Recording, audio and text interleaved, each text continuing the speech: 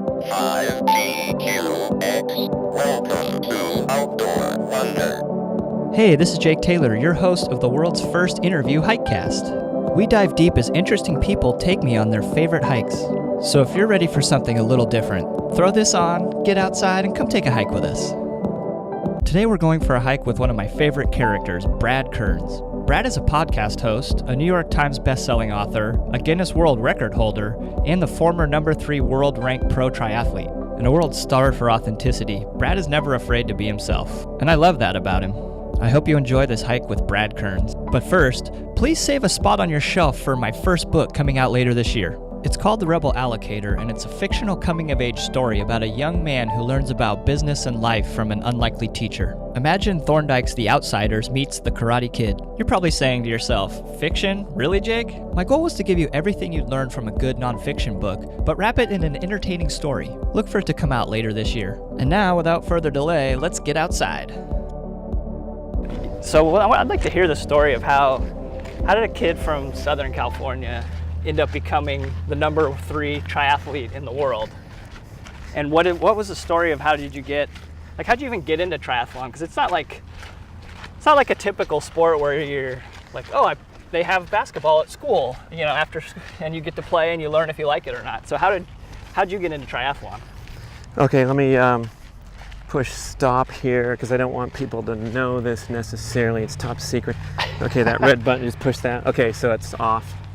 All right, so I was a little kid who loved sports, was pretty competitive, and did all the stuff that you do. And we had the YMCA had a year-round sports program where you were on the same team, but you did 4 sports: flag football, basketball, soccer, and track. And that was just all kinds of fun doing these things. And then, I'm in LA and headed to a large public high school, Taft High School. Go look on Wikipedia, notable Taft alumni, NFL guys, NBA guys, Hollywood, stars, Ice Cube, the rapper, Justine Bateman, the actress, Robin Wright, the actress. It was a big time deal. So when you go out for the sports team there, and I went out for the football team my first day with my buddy JB, and we walked over and saw these guys coming out of the locker room for practice, and we're like, God dang, the varsity guys are huge, man. Look at those guys. And then the coach was like, can I help you? And we're like, yeah, we're gonna go try out for the B team. Where's the B team? He goes, this is the B team. And he's like, what do you want? And I'm like, I want to know where the cross country team practice meeting is. He's like, down the stairs to the lower field. So that was my football career ending on the spot. Because in middle school, I was like a superstar quarterback on the flag football park league, where you're in with kids your own age. And I was young for my grade, so I was like, in an appropriate competitive setting and having all kinds of fun scoring touchdowns, thinking I was going to take that to the LA level, City Public High School with 3,000 students. In fact, our team Taft played the number 1 ranked team in the nation, Banning High School, which is a legendary program down in the harbor area, and we lost 65-10. It was an absolute slaughtering, and it was completely out of my realm. So I was pushed over to endurance sports, which is, I think, the story for a lot of kids in high school. Trying to find a way to make a name for myself and do something besides sit in the stands. And so that then led you to cross country, which was more. And I wasn't really into it, Jake. I, for some reason, was kind of disillusioned with running. I did a few races in the summer and just got burnt out.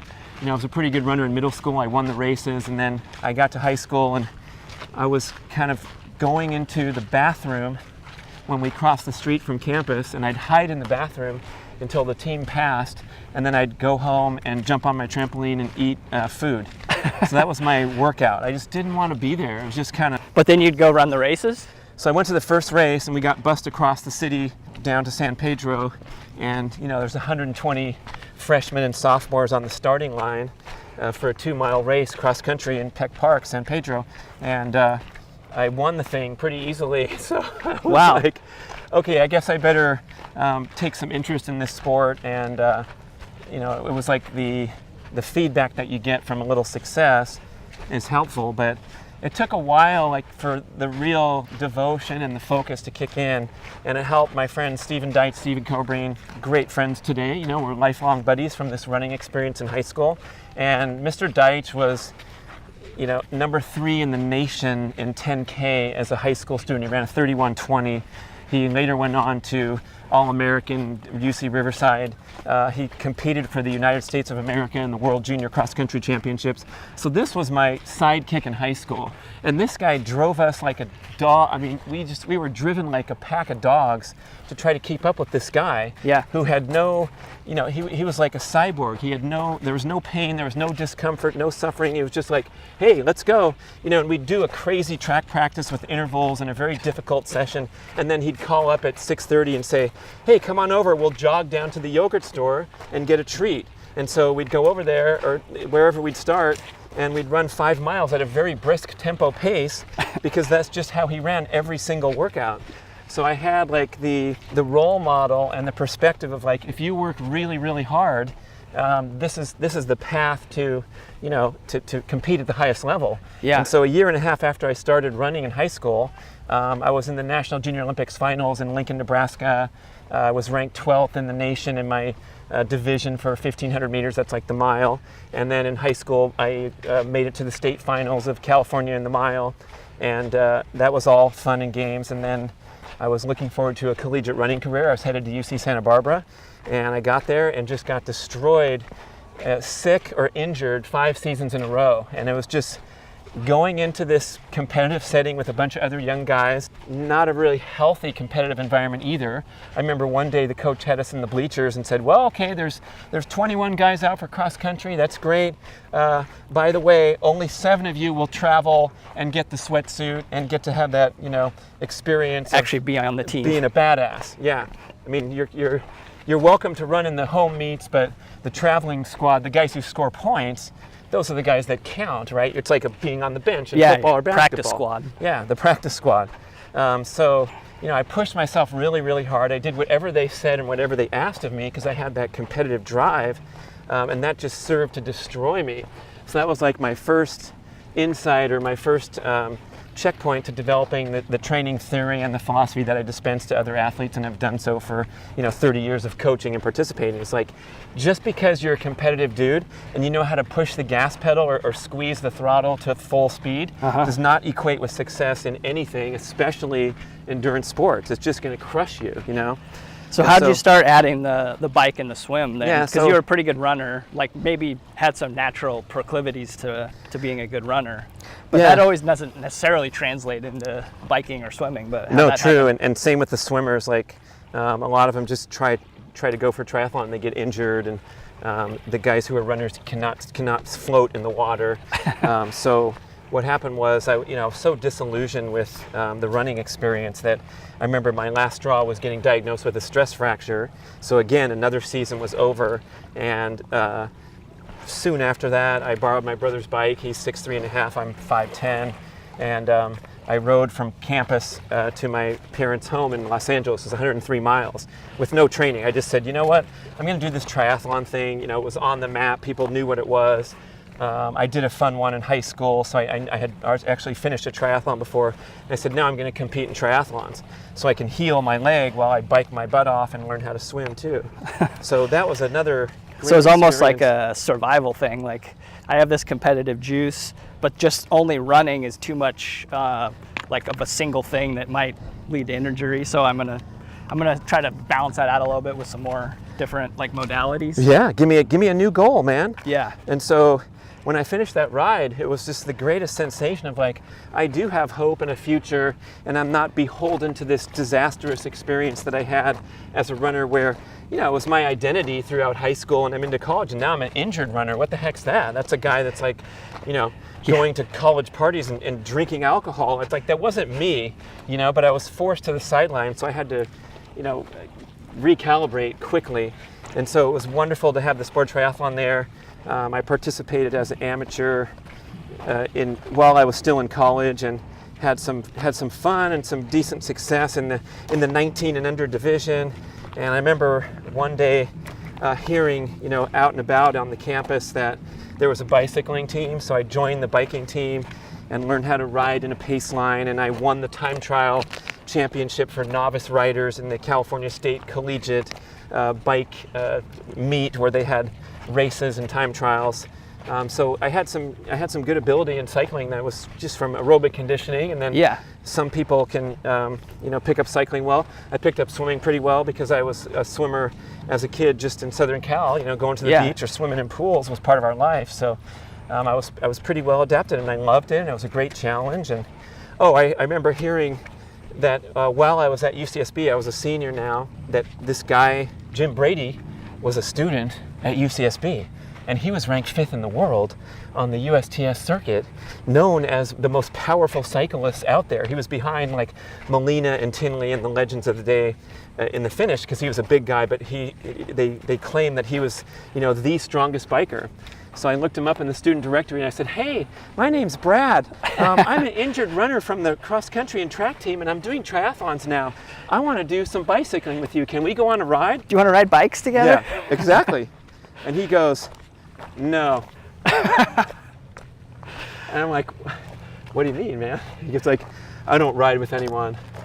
I go, "Well, I'd love to join you. It'd be fun." And he's like, "No, I don't ride with anyone because no one's fast enough to keep up with me." And you're like, "Okay, And challenge I said, accepted." I go, "Hey, how about if I start with you, and if you drop me, I'll leave. Like I just want to see what you're up to and learn." He's like, "Nah." So we met each other as one of the UCSB group rides. So there's 12, 14 guys in the pack, and I said, "Hey, it's Brad. I called you on the phone." "Oh, hey," And so now we're in this pack, and somehow we arrive. It's a double pace line. So those listeners that don't know cycling, it means like the bikers are drafting in 2 different rows. So there's 4 guys on the left, 4 guys on the right. Imagine this pack of 8 sailing up the road. And when you're in a pack like that, you can go really fast because you share the workload and you don't have to go into the wind for more than a minute. And then they call it peel off or drop off. And then the guy in second place is now in first as you drift to the side and then catch your place in the back of the pace line, they call it. So we found ourselves at the front of the pace line together. And these prickly cycling guys are very traditional, and they have their perfect clothing, and they want to have the exact same miles per hour for the whole ride. And you go for 1 minute, and then you peel off, and the next guy goes for 1 minute. And we got to the front, and we just I gave him a little look, and we just put the gas on so hard. And these guys behind us are like, "Hey, slow down! It's time to peel off! It's time to peel off! Hey, back off a little bit!" And we just went for it. Neither one's going to give in. I mean, well, we were doing it together, right? Because we're side by side. We're not like drafting. But we just said, "Let's just go." And 10 minutes later, I glance over my shoulder again, and the UCSB cycling team is gone, and it's me and this guy. And so we're just pounding, and finally we get to the top of the hill, and he goes, "Okay, I'll let you ride with me, but you have to teach me how to run," because I keep getting passed, and he's on the world circuit getting passed by real runners. And I'm like, "Deal, we'll go to the track, we'll do some workouts." And so I got exposure to like top level world guys while I was still in college. It was like, what was the book, Malcolm Gladwell, where he's talking about these opportunities, like Bill Gates got to work on the night shift at the world's largest supercomputer at the University of Washington and gained valuable exposure. Right. That kind of thing. Outliers. So, Emilio De Soto was on campus at that time training. Tom Gallagher, who was another world rank guy, was on campus at that time training. I didn't know those guys then, but the vibe was there. I mean, we had this killer bike team, and I was all set up to go and succeed in triathlon. And then a great tragedy occurred in my life at that time, and that was that I graduated from college, and so I was thrust kicked out of the nest. Oh my gosh! I mean, it was like, if you don't know UCSB, Google it. You're riding your bike around in shorts and a t-shirt. It's a bicycling-friendly campus like UC Davis. So you're going to the beach when there's waves. You're going to class when you feel like it. And I was just riding my bike around Santa Barbara all day, having a great time, enjoying nature and the challenge of competition. And then I found myself commuting an hour each way in rush hour traffic, Los Angeles, to a high-rise downtown. Being an accountant? Yeah, staff auditor for the world's largest accounting firm. And that was like absolute holy shit, misery. Where did I go wrong? Exactly, yeah. I'm asking myself these existential questions like, what am I doing here? I'm in a frickin' basement of a high-rise in all-day new employee training, and everywhere I look, all the guys around me have these big smiles. I'm like, did you see the compensation package? Did you see the 401k? How generous that is? They match after 12 years, and you can. And I'm like, oh my God! I'm like sneaking triathlete magazines in and folding them open inside the new employee hire manual, and just wondering, it's a great path if that's your path. And good for those guys because they got started on wonderful careers, but it wasn't for me. It wasn't my destiny, and so I had that. And you knew that right away. I knew that on day one. Yeah. Yeah. I mean, one guy. I remember we had our first 4 hours of training, and then we got break for lunch. And part of the training was like, your voicemail accesses this code, and then you punch in your. And so this guy was out at the payphones in the hall checking for voicemail. I was like, really, dude? You're gonna have some clients calling you after 4 hours of training?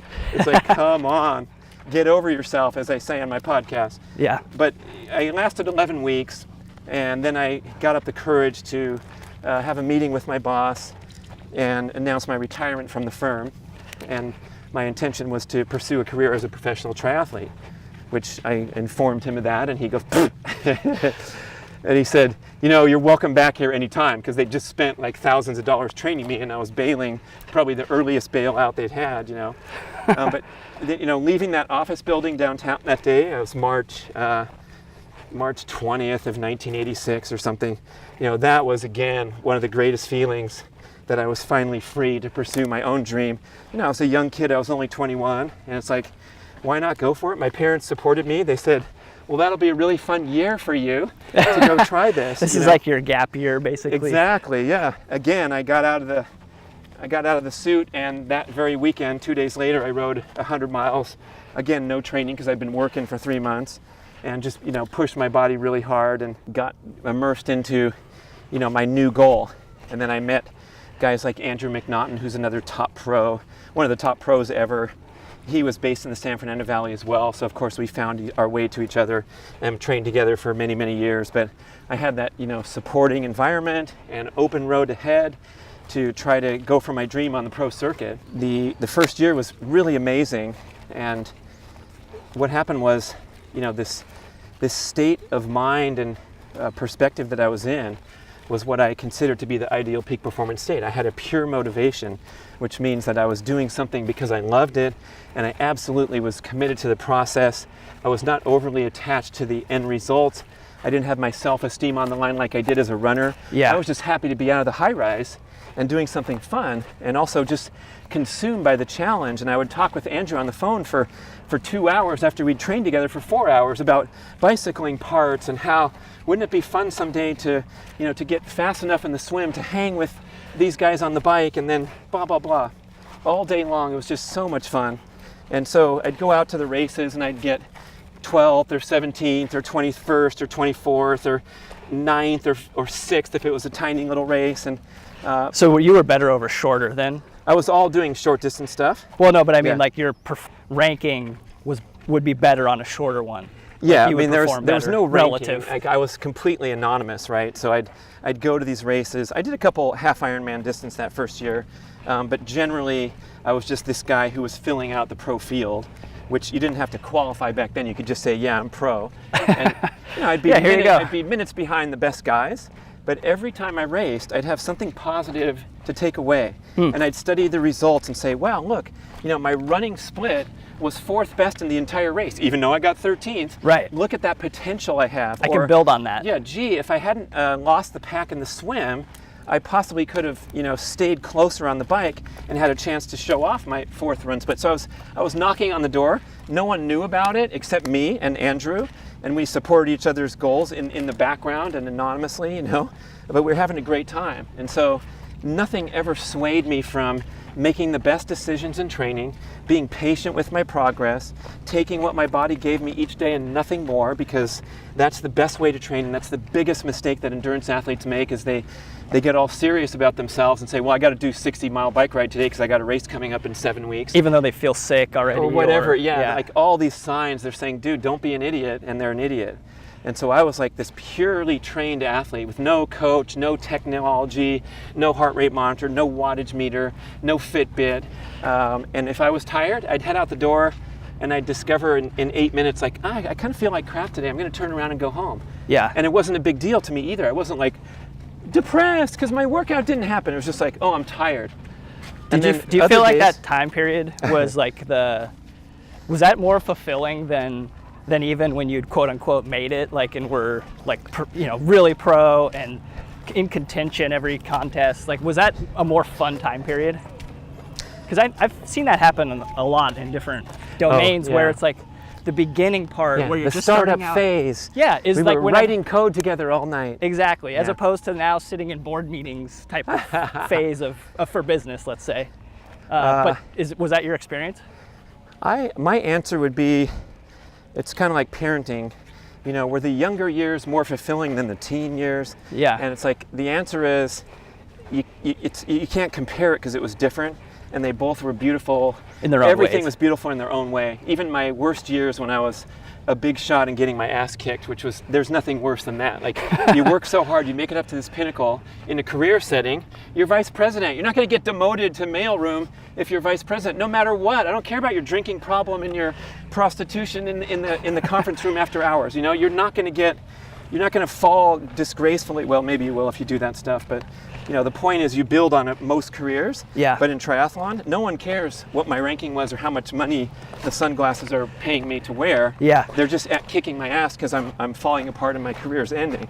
But going back to the storyline, that first year and tapping into that resource, what happened was at the end of the year, like the final race to close the season, I upset the number one ranked athletes in the world. The number one duathlete and the number one triathlete were facing each other for the first time, and everyone was wondering who was going to win. And I stole the show from these guys, and I was a complete nobody crossing the finish line in first place. So at that point, my life changed, and all of a sudden it was like, oh, okay, I have a career here. I'm not going to be delivering pizzas forever, nor going back to the accounting firm, because I've just shown I've arrived at that level. I'm not going to stay there necessarily, but I can do it. I believe now it's a real dream, not a whim. Okay, and so what also happened with enjoying this immediate success was pretty soon I started to get consumed by it and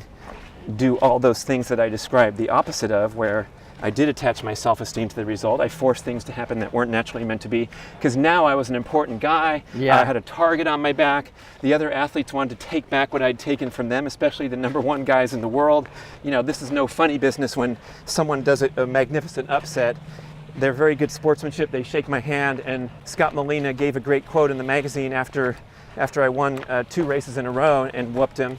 And he said, they asked him, what do you think about this guy Kearns? And this is my hero. This guy, he's called the Terminator. He's the winningest triathlete of all time. He was like a legend in his day. And he said, well, Kearns is a good athlete, and he had a great couple of races. But let me tell you something. If he wins again, he's going to be puking at the finish line. And I remember reading that pull quote. It was a highlight quote in the magazine article. And you could see, like, today, this is 30 years later, I still get the goosebumps. Because when I read that, I honestly freaked out.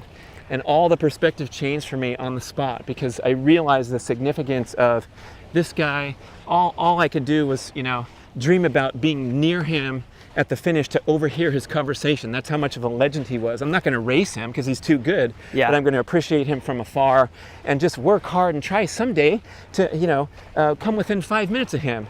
And now he's not only after me, but he's throwing down on me. So it was, that's when I started to make mistakes, force things to happen, rush things, feel the pressure, and then consequently struggle until another opportunity for recalibration came, which was basically, getting my ass kicked a few times after being a surprise winner in my first year of the circuit. So, over time I had to learn, to build that positive approach, stay committed to the process, get over myself again and again. So even if I succeeded, I wasn't going to be all haughty about it like athletes are in other sports. We have to get up and work pretty hard even if we're on top, unlike the guy who just won the Super Bowl and can go party all winter.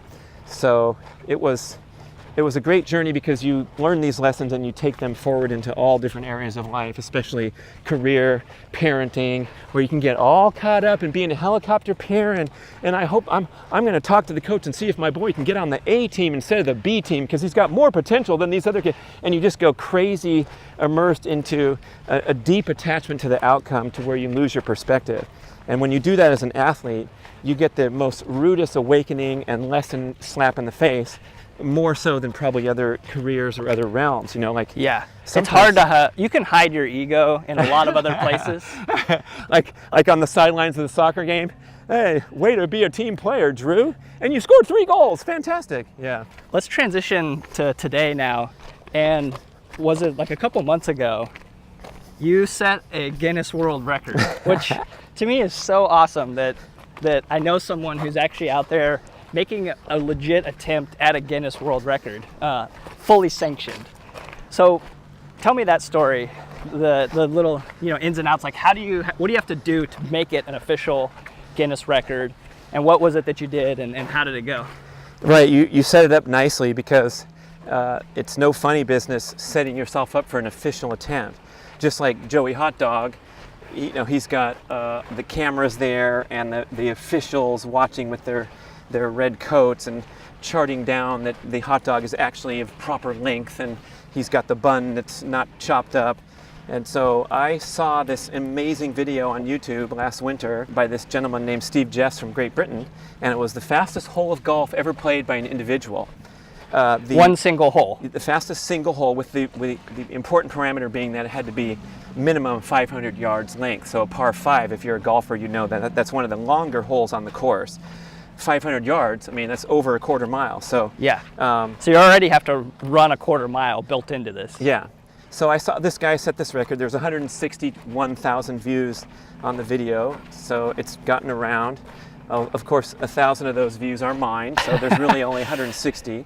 I was captivated because I play speed golf. I'm a professional competitor on the circuit. I've placed top 20 in the World Championships 3 times, and this is a wonderful sport where you have a proper golf tournament where they keep your score, and they also time you over the course, and they add it together to get your speed golf score. So, for example, my best tournament, 3rd place in the California Professional Championships 2017, I shot a 78 in 47 minutes. So my speed golf score was 125, and the winner was 119. He shot par in 46 minutes or something.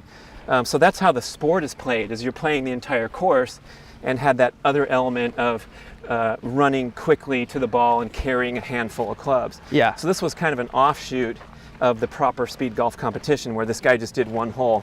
And if you look on YouTube, you can also see there's these groups of PGA Tour players trying to break the record for a relay race for the fastest hole, where one guy's waiting in the fairway and runs up to the ball as soon as it's hit. One guy's waiting on the green to putt as soon as the ball is advanced to the putting green. And I think England beat Italy, and they set the record and did it in 30 seconds, and Ian Poulter was one of the players, noted pro. So there's 2 different Guinness records. Yeah, this guy Steve Jeffs, man, he put it out there. This video is beautiful, where he gets dogpiled at the end by his family. They're so excited that he broke this record. And so the standing record was 1:50 to play this single hole of golf. I'm like, you know what? I can sprint. I do sprint workouts all the time. Right. I'm a pretty good speed golfer. I'm a top 20 guy. I'm going to go out there tomorrow night and get my stopwatch and just bust out a new record. Of course, it's not official. I figured I'd give it a shot. So I go out there the next night, and I get to the last hole, which is a 500-yard par 5 at Bing Maloney, Sacramento. And I start my watch, and I actually do pretty well, even though I'm running a pretty fast tempo, much faster than I would in a tournament. What club did you? I had a few clubs, a couple clubs, yeah. And so I got up there, boom, boom, boom, hit some good shots, putted into the hole, stopped my watch, 2 minutes and 12 seconds. And I'm like, what the heck? Yeah. That's 22 seconds behind the record. And I go back and watch the video again and again. And I'm like, what is this guy, like an Olympic sprinter or something? Yeah, is this Usain Bolt mixed with I thought I was Nicholson? going fast. So I went out the next night and I said, okay, I got to run full speed now. Forget this. So I went full speed, but in going full speed, in my haste, I hit a couple of sideways shots. I had to go get it and lose a little time. Of course. Oops, I missed the short putt because I was rushing it. Stopped the watch, 2:13. So now I go home and I dig up this guy's email from the Speed Golf Registry, and I'm like, dude, what is the story? First of all, awesome performance. I love your video. How did you do it? What's going on here? Because I tried and I'm way behind. Yeah. He said, you know what? I practiced that hole hundreds of times, over and over and over, all summer, to know exactly where to hit the ball in the right spot and where I needed to place my ball so I could putt it in quickly. And, good luck. Super great sportsman, like all Great Britain and Australian athletes. They're all about the sportsmanship and competitive lifestyle. None of the posturing that you see in America. Sorry, Americans, get over yourselves. I mean, that happens a lot. Yeah. So it was a long-term project. I worked and worked for many months. I decided to apply the wonderful peak performance skills of, analysis, problem solving, strategy. I made an optimization choice to go with one club, because Jeff's had a bag where he's taking clubs out, putting them in like we do in a tournament. You need clubs to go play the whole course. Right. But for one hole, I said, I'm going to go for broke here and try to take a chunk out of this record by just using a 3-wood. So I don't have to drop a bag. I don't have to pick up a bag. I don't have to fuss with anything.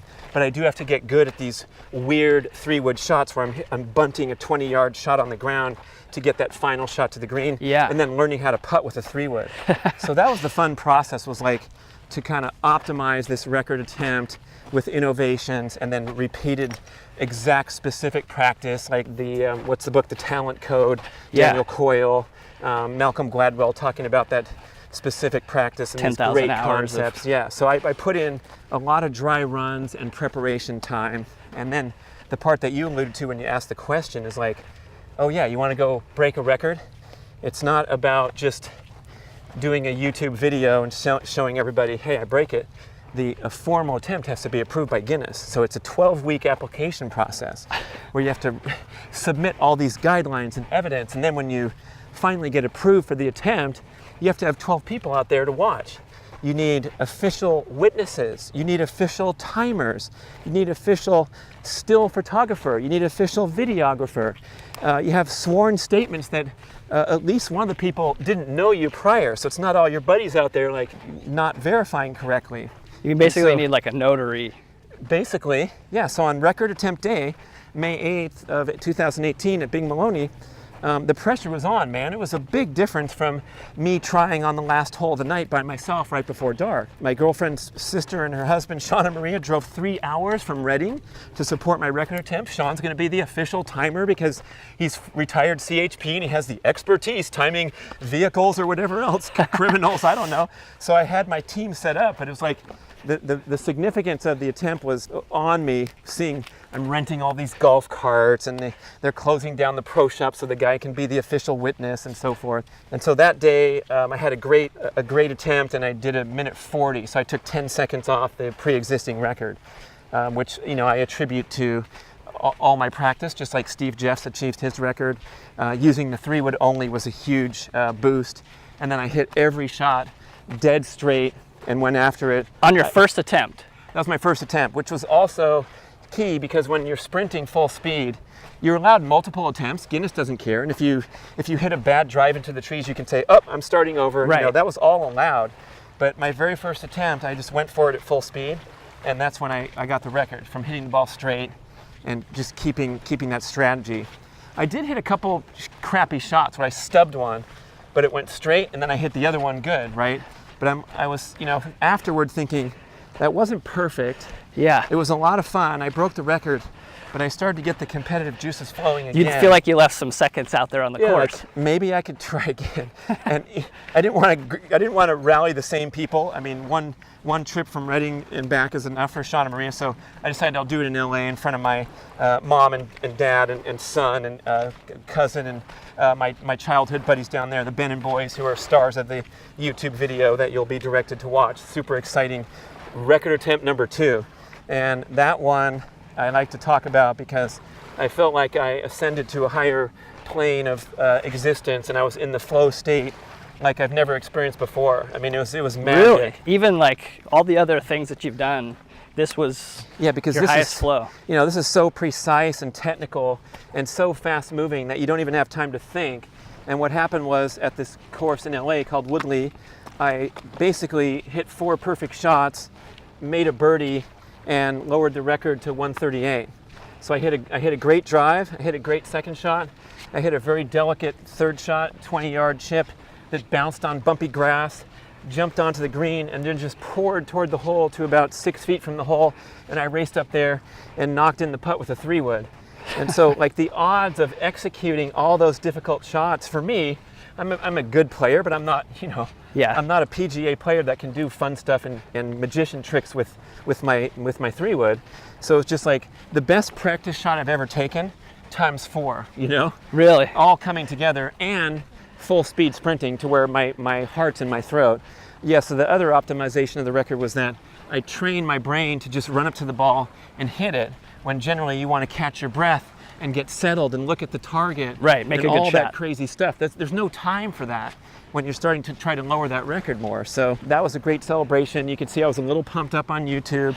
It's amazing that that like everything coming together and hitting, your best shots only took 2 seconds off. Yeah, you know what's weird? Previous. I studied the video and I realized like my great third shot was kind of above and to the right of the hole. So I had to run up to the green, pivot 270 degrees with my body, line up this putt, and then sink like a 6-foot putt. But a 6-foot putt takes 4 seconds to drop. So you're almost as fast hitting a couple extra shots as long as they're dead straight. Happy Gilmore style Exactly, putting. like hockey style. But there's a very fine line. Like I proclaimed on a speed golf podcast, I go, this record can be broken. You're gonna have to get a birdie. There's no way you're gonna be wasting, those shots getting a par or a bogey. I got a bogey on the first attempt in Sacramento, and that's where I picked up the extra couple seconds. So, we have an Olympic silver medalist in the speed golf ranks. His name is Nick Willis from New Zealand. And so Nick Willis can run a flat out quarter mile probably 10 seconds faster than a 53-year-old has been like myself. But that 10 seconds will be grabbed back very quickly if you hit so much as one even mediocre shot. It just the time goes. Yeah. And then you got to learn to use one club, because if you want to drop and pick up clubs, you're going to lose time too. So that's fun, man. It's packaging the old story from triathlon. And I should add that, like, I'm so far gone from being a professional athlete and having that consuming my life. Now I'm an ordinary guy. I write books, do podcasts, raise kids, live life. But I feel like it's important to have something getting you up in the morning and having a little bit of that edge continuing for the duration of your life. And it doesn't have to be something important. I thought it was fun that I could go for this Guinness record and have Brian McAndrew make a kick-ass video and brag about it and show it to people. But my other passion is high jump, and I go to the dead empty stadium, no one there. Yeah. The bar's hidden underneath the canvas. I uncover the pit and I jump high jump, and I feel like when I'm in that mode, I feel like I'm in the Olympic finals, and that the stadium's full with 50,000 people watching this old guy try to high jump. So it's like the significance inside for me to have a competitive drive, to want to improve my height over the bar from the last time, and by doing so, defying the aging process in one small way, one small leap for mankind and Brad Kearns, and that's about it. But it adds a richness element to my life, even though I'm not totally consumed and obsessed with it. And in fact, no one is watching when I'm high jumping. And I'm still screaming when I clear the bar and I exit the pit, and I'm overjoyed that I did something that was fun. So it's different than being on the circuit and coming around the last corner in some metropolitan city and there's thousands of people clapping for here comes the winner of the race, and that's pretty cool too. But just like you asked that other question about what part of my triathlon career was most fulfilling, rewarding, yeah. Everything has that beauty to it, especially winning a race does not suck, nor succeeding in any other area of life, but it's also those small moments where you learn a lot about yourself from failure and from recalibrating, especially as a parent. I've seen I've seen my kid make a great achievement and pass the advanced placement test, and congratulations, you're going places in life. And then I've seen them get punched in the face by life and have a lot of struggle and suffering and disappointment, and I can't do much about that as a parent, but offering my support and maybe a choice word or two of perspective at the right time with the right timing, that makes me feel valued as well, like I did something important. Well, I think that's one of the things that I've always admired about you is that you have a really, I would say, high intrinsic motivation compared to a lot of people. And like, Warren Buffett's talked about this a lot, about being able to follow your own inner scorecard. And so if you are a person that needs other people's validation, I think that's going to just be a harder life in general. But if you're somebody very politely said. Yeah, I mean, if you're somebody who is kind of running their own race in life, which I would say that like that's one of the things that I really admire about you, is that I think you're a really good example of that. I think it's just a more fun journey, and I think it's a great example to set for your kids as well. Hey, thanks. That's a compliment. I'll take it. I feel like I'm maybe a blend of the various elements, and I also don't mind, I'm very purposeful when I'm promoting myself and, let's say, my accomplishment, because I feel like I have a chance to motivate and inspire others. So maybe part of me does have an ego, and I want to see my number of views increase from my world record thing. But I also know, like, if someone put that up for me, like Steve Jeffs did, that guy changed my life and gave me the most beautiful goal to pursue. And so what he did was, a personal challenge and a personal achievement, got dogpiled by his family, but he also made the world a better place, because now, and since that time, other guys are going for this record and putting up their own YouTube videos, and it's just fun to promote the sport of speed golf. So I also learned as an athlete, like halfway through my career, that maintaining this modest disposition and this grace that's overly manufactured at times because you want to be seen as a good guy, right, is kind of bullshit at certain times. And so, I had to wake up halfway through my career, like Harold Abrams in the Academy Award-winning movie Chariots of Fire. Remember when he was writing the reports into the newspaper to try to get more publicity for sprinting and his Olympic dream, and he'd say, submitted by a special correspondent, Harold Abrams won the 100 meters again in Oxford in a record-smashing time. The chap was far ahead of the pack, and he'd send these stories into the paper, and it was part of the movie that then it would get printed in the newspaper and people started to know him. So I decided, like, I had to run my career as a business and promote the crap out of myself, because other guys were doing it better than me that were slower than me, and it was eating me alive to know that I'm winning the race with my sunglasses, and the guy who got 7th, who's better at schmoozing and better at sending clippings in of him pictured wearing their glasses, is getting 4 times as much money from me. And it's like I had to understand the economic realities of, like, you got to hustle, you got to promote yourself, you got to carry yourself as a professional and not be a badass. But the false modesty and the fake self-deprecation, I've talked about this before with you about podcast hosts or podcast guests who are like, well, I only have 3 million Twitter followers. It's not that many compared to LeBron James, but I do my best, and my humble following will hopefully gain some insights and inspiration from me. It's like, F you, dude. Just acknowledge who you are. Yeah. Say, I'm really glad to be on this ride. I'm working hard to help others, and it's freaking awesome, So yeah, I'm trying to kind of blend those attributes to where I can be as authentic as possible. And everyone should know that I'm a goofball, and I'm working on getting over myself. That's why I named my podcast Get Over Yourself. It's not in your face to the listener. It's like, hey, let's take on this challenge together, where my main message coming from all that time as an athlete was like, if you cultivate a pure motivation, that's when you'll have the most happiness, fulfillment, and even competitive results. And that's what's so cool these days. Like, all these business leaders are now expressing this evolved mindset. It wasn't there 10, 20 years ago.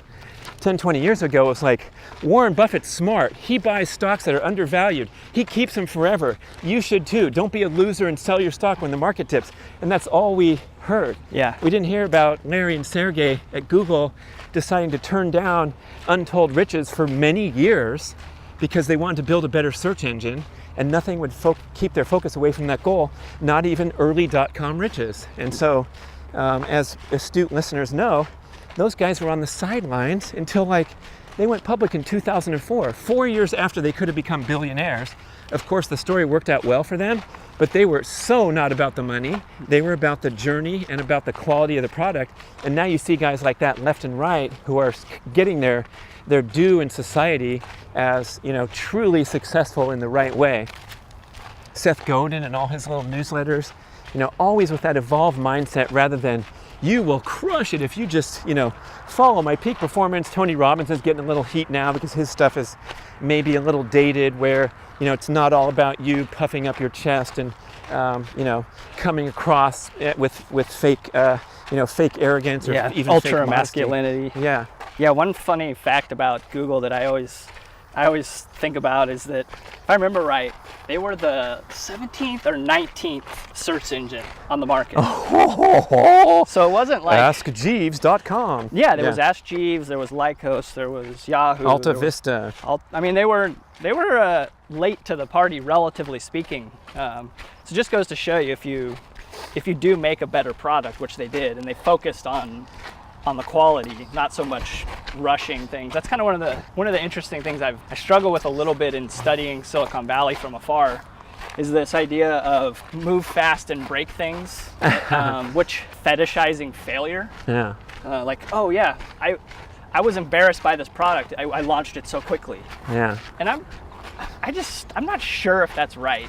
To me, I appreciate the idea of getting feedback from your customers before you spend too much time or money on something. Yeah. Just to get a validation, a reality check that what you're doing is going to be useful. Yeah. But at the same time, to be so fast that you make a lot of mistakes, I think you could kind of look at Facebook right now is running into a lot of problems because they've been so fast and not really thought about a lot of the ethical problems that they're creating. So it's, this idea of move fast and break things to me sounds good, but I'm not so sure it's always the best advice. Well, I guess if there's nothing better and there's no GPS map available and you got the first one and it's not perfect, okay, put it out there.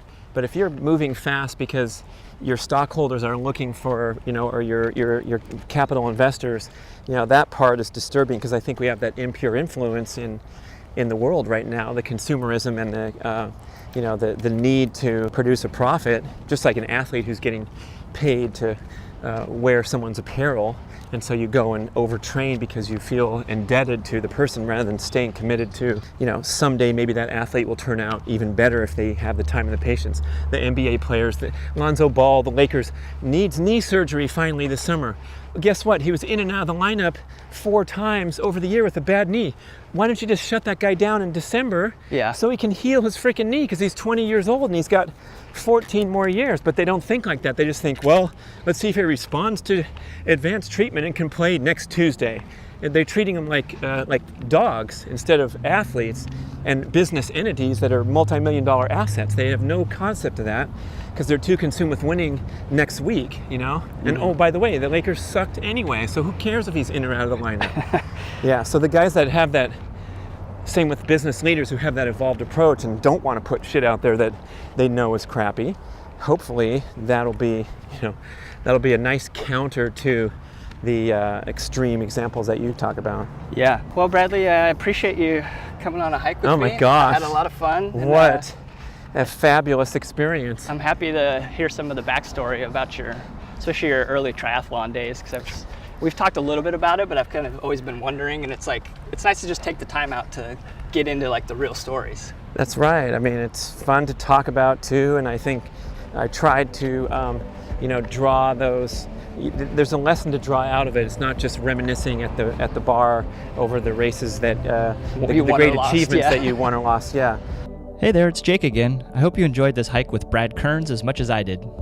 If you like this Hikecast format, or maybe even want to take me on your favorite hike, shoot me an email at 5goodquestions@gmail.com, all spelled out. Lastly, be on the lookout for my first literary effort, The Rebel Allocator, coming out later this year. Hopefully I'll see you on the trail soon.